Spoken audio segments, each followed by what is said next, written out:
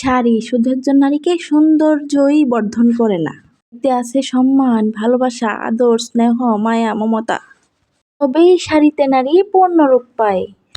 আসসালামু আলাইকুম everyone, this is me জান্নাত ফ্রম জান্নাতুলস ওয়ার্ল্ড। আমি আবারও আপনাদের মাঝে একটা নতুন গল্প, আমার ফেসবুক জার্নি নিয়ে চলে এলাম। চলেন শাড়িটা আনবক্স করতে করতে আমার ফেসবুক জার্নিটা আর এই শাড়িটা আমি কোথা থেকে পেয়েছি এটা আপনাদের সঙ্গে শেয়ার করি। নির্দিষ্ট একটা পার্সোনাল ফেসবুক প্রোফাইল তো সবারই আছে, যেটা তারা ইউজ করে। ফেসবুক পেজ তো আর সবার থাকে না, যেটা সম্বন্ধে তাদের আইডিয়াও থাকে না। আমারও ফেসবুক সম্বন্ধে এত একটা আইডিয়া ছিল না, বা আমি কিছু জানতামও না। তো ফেসবুক প্রোফাইলের পরে যে পেজে একটা অপশন থাকে সেটা জানতাম না। আমি একদিন আমার কাজিনের বাসায় যাই। যাওয়ার পর আমার কাজিনের মেয়ে, মানে আমার ভাগ্নি, ও আমাকে বলতেছে, খালামণি তুমি তো চাইলে প্রফেশনাল মোড অন করে ফেসবুকে কাজ করতে পারো। আমি এই ফেসবুক পেজ সম্বন্ধে একদম অজ্ঞ, তাহলে আমি কি করে জানবো? তারপরে আমি বাসায় আসি। বাসায় আসার পর আমার ভাগ্নিকে, মানে আমার বড় বোনের মেয়েকে আমি বলছি যে, ও তো এই কথা বলছে, এটা দিয়ে নাকি কাজ করা যায়। ও বলতেছে যে হ্যাঁ করা যায়, তো তুমি করবা নাকি? আমি বলছি যে দেখি না আমার দ্বারাই কিছু হয় কিনা, বিকজ আমি ভাবতাম আমার দ্বারাই কিছু হয় না। দেন ও আমাকে একটা ফেসবুক পেজ খুলে দেয়, দেওয়ার পর যা যা লাগে আমাকে সাজিয়ে দেয় ফেসবুক পেজটা। ফেসবুক ওপেন করলাম, এখন আমি ফেসবুকে ভয়েস দেবো কিভাবে, তো আমি গান দিয়ে দিয়ে সবসময় ছাড়তাম। সাথে আমার ভাগ্নি, মানে ওর যখন টাইম হয় তখন ও আমাকে ভিডিও এডিটিং করে দেয়, দেন আমি গান দিয়ে এটা হচ্ছে ফেসবুকে আপলোড দেই। তো এইভাবেই চলতে থাকে। তো আমি 2টা ভিডিও আপলোড দেওয়ার পর আমার চোখের সামনে ফেসবুক স্ক্রল করতে করতে একজনের ভিডিও আমার সামনে আসে, সেটা হচ্ছে আমাদের শারমিন সাদ ব্লগ থেকে আমাদের শারমিন আপু। তো আমি ওনার সবটা ভিডিও অবজার্ভ করি অ্যান্ড পুরো ভিডিওর কথাগুলি আমি শুনি। তো উনি ওনার ভিডিওতে একটা গ্রুপে অ্যাড হওয়ার কথা বলছিল আর কি। আমি ওনার অ্যাডভাইস অনুযায়ী ওই গ্রুপে অ্যাড হই। হচ্ছে আমাদের প্রিয় রন্ধনশিল্প গ্রুপ, এটাকে আমি একসময় আমার পৃথিবী বলে জানতাম। তো ওই গ্রুপের ফাউন্ডার যিনি লিয়া ফারহানা ওসি, ওনার আইডিতে নক দিয়ে হচ্ছে আমি গ্রুপে অ্যাড হই। আপুকে বলি যে আমি অ্যাড হতে চাই। তারপর থেকে আমার ফেসবুক জার্নিটা শুরু হয়েছে। তো আমি আরেকটা কথা বলি, আমার যে ভিডিওগুলো দেখেন, এগুলাতে যে রান্নাগুলো দেখেন, এগুলা কিন্তু সব আমার আম্মু রান্না করে। তো এই রান্নাগুলোকে আমি আর আমার ভাগ্নি মিলে এডিটিং করে হোস্টিং করি আর কি। আমি বেশি অ্যাক্টিভ থাকি আর কি। তো আমার অ্যাক্টিভনেস দেখে আমার ঐশী আপু, যিনি আমাদের ফাউন্ডার, গ্রুপের মেম্বারদেরকে দিয়ে শিডিউল লাইভ করানো হতো। আমি তো প্রচুর অ্যাক্টিভ থাকি, দিন রাত এক করে অ্যাক্টিভ থাকি। আর অ্যাক্টিভনেস ঐশী আপু, মানে যিনি আমার ফাউন্ডার, ওনার চোখে পড়ে। তো ঐশী আপু হুট করে আমাকে একটা সারপ্রাইজ দেয় আর বলে যে তুমি শিডিউল লাইভ করতে আসো। আমি তো মহা খুশি, কি আনন্দ আমার। লাইভে আসার পরে আমার গ্রুপের তো অনেক আপুরা আছে, তো ওনারা হচ্ছে আমার সঙ্গে লাইভে উঠে আমাকে প্রোটেক্ট করে। প্রথম লাইভ তো একটু নার্ভাস ছিলাম। ওনারা হচ্ছে লাইভে উঠে আমাকে বুঝতেই দেয় নাই যে আমি প্রথম লাইভ করতেছি। এর মধ্যে শুরু থেকে শেষ পর্যন্ত ছিলেন যিনি, ইনি হচ্ছেন আমাদের মাহমুদাজ ডেইলি লাইভ ব্লগ থেকে আমার প্রিয় শ্রদ্ধেয় মাহমুদা আন্টি। একটা লাইভ জুড়ে উনি এমনভাবে ছিল যেমন একজন মা তার সন্তানকে বলে যে তুমি চালিয়ে যাও, আমি তোমার সাথে আছি। আন্টি, আপনার জন্য মন থেকে অনেক ভালোবাসা ও শ্রদ্ধা। দেন আমার ফার্স্ট লাইভ ভালোই শেষ হয়। আমাদের ফাউন্ডার, আমাদের ঐশী আপু, যিনি আমাদেরকে এমনভাবে পেজটাকে কন্ট্রোল করতে শিখিয়েছে, ইনাটি আমাদেরকে হাতে ধরে শিখিয়েছে কোথায় কি লাগবে কি লাগবে না। তো ওই গ্রুপে আমাদেরকে ট্রেনিং করানোর জন্য, আমাদের পেজটাকে ভালো রাখার জন্য আমাদেরকে আরেকটা আপু আমাদেরকে শিখিয়েছেন। ইনি হচ্ছেন আমাদের স্টাইল পোয়েট্রি শারমিন আপু, যার দ্বারা আমরা পেজ সম্বন্ধে অনেক কিছুই জানতে পারছি, অনেক কিছুই শিখতে পারছি। তারপরে ঐশী আপু আমার অ্যাক্টিভনেস দেখে আমাকে আরেকটা সারপ্রাইজ দেয়। এটা হলো আমাকে মডারেটর বানিয়ে দেয় 3টা শাখার।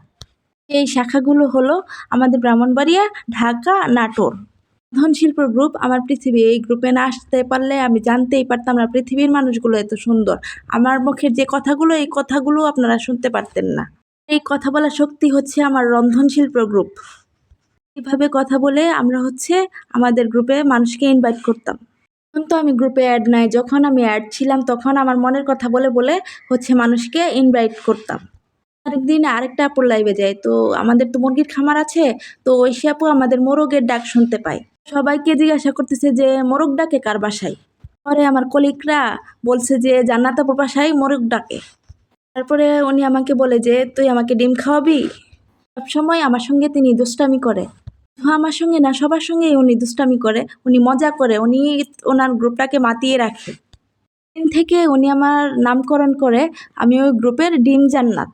তারপর থেকে আমাকে গ্রুপের সবাই ডিম জান্নাত বলেই চিনে। আর যদি আমি কারো লাইভে না যাই, আমি প্রথম যদি না উঠি, তাহলে সবাই অস্থির হয়ে যায় যে জান্নাত কোথায়। আর ঐশিয়াপুর তো আমি চোখের মনেই ছিলাম এক কথায়। এভাবে হচ্ছে আমি আমার গ্রুপটাতে ভালোবাসা অর্জন করতে পেরেছি। সো ভালোবাসা অর্জন করতে গেলে অনেক কষ্ট করতে হয়, অনেক ধৈর্য ধরতে হয়। তারপরে আমাদের গ্রুপ থেকে আমাকে সবাই এতটা পছন্দ করে যে আমার সঙ্গে দেখা করতে চলে এসেছে। একজন হচ্ছে আমাদের হিকমা পেজ থেকে আমাদের মাহমুদ আপু, তাকে গ্রুপের সবাই হিকমা আপু বলে সম্বোধন করে আর কি। আরেকজন হচ্ছে আমাদের তানজিনা কিচেন ওয়াল থেকে আমাদের তানজিনা আপু। ওনারা এত দূর থেকে আমার সঙ্গে কষ্ট করে দেখা করতে এসেছেন, তাদের জন্য অনেক ভালোবাসা। তার এইটাই প্রমাণ যে আমি মানুষের মনে ভালোবাসা সৃষ্টি করতে পেরেছি। এই জন্য ওরা আমার সাথে এত দূর থেকে দেখা করতে এসেছে। তো আমাদের গ্রুপে একটা ফেস্টিভ্যাল হয়েছিল, সেটা হচ্ছে ফটো কন্টেস্ট। মানে যে যত সুন্দর করে খাবারের ছবি তুলে সাজিয়ে পরিবেশন করতে পারবে, এটা হচ্ছে আমাদের গ্রুপের ফটো কন্টেস্ট ছিল। তো এই ফটো কন্টেস্টে সবাই হচ্ছে প্রায় পার্টিসিপেন্ট করে, হয়তো ছিল, কিন্তু যাদের ইচ্ছা হয়েছে তারাই হচ্ছে এইটাতে পার্টিসিপেন্ট করছে। তো এখানে হচ্ছে 300 উইমেন পার্টিসিপেন্ট করছে। জেন্টসও আমাদের গ্রুপে ছিল, বাট এখানে তো হচ্ছে শুধু উইমেনদের collection. Gents not allowed, ladies first.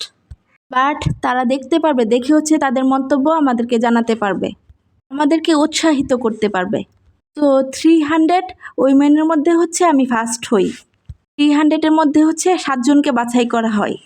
First হয়েছিলাম, আমার পরে আরও 6 জনকে নিয়েছে। সেকেন্ড বা থার্ড হয়েছিল আমার মনে নাই সঠিক, আমাদের রেসিপিস বাই সাবারেস মমস থেকে আমাদের জেসি আপু। চতুর্থ কে হয়েছিল আমার মনে নাই সঠিক, কিন্তু পঞ্চম হয়েছিল আমাদের তানজিনা কিচেন ওয়াল থেকে আমাদের তানজিনা আপু। আর সপ্তম হয়েছিল আমাদের উম্মেস এন্টারটেনমেন্ট পেজ থেকে আমাদের সালমা আন্টি। আর মাঝে যারা ছিলেন তাদের নামগুলো আমার মনে নাই, তারা হচ্ছে কিছু মনে করবেন না, আমাকে ক্ষমা সুন্দর দৃষ্টিতে দেখবেন। গ্রুপের বিজনেস গ্রুপ আছে, ওই গ্রুপে হচ্ছে আমার হিকমা আপু অ্যাড ছিল। হচ্ছে ওই পার্টিসিপেন্টে এমনভাবে ছিল যে যেই ফার্স্ট হয় আমাদের গ্রুপ থেকে, আমার ঐশিয়াপুর তরফ থেকে, উনি ওনার পেজ থেকে এই শাড়িটা গিফট করবে। আপনারা হয়তো বা আমার ফার্স্ট কভার ফটোতে আমার খাবারের ছবিটা দেখতে পাচ্ছেন, যেটা দিয়ে আমি ফার্স্ট হয়েছিলাম।